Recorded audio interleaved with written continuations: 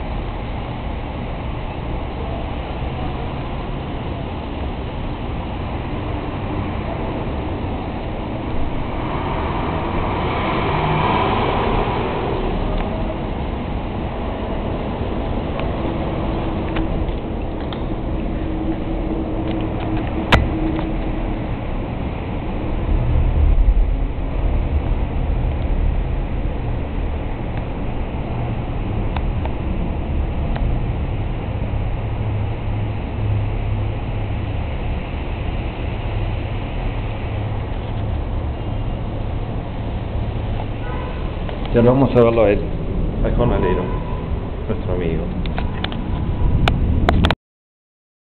El espejito.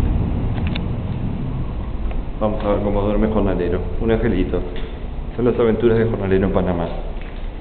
Sí, hasta acá llegó el hombre de sacrificio, el hombre del sudor. Acá lo vemos, jornalero de piete. Jornalero. Sí, roncando como bicho.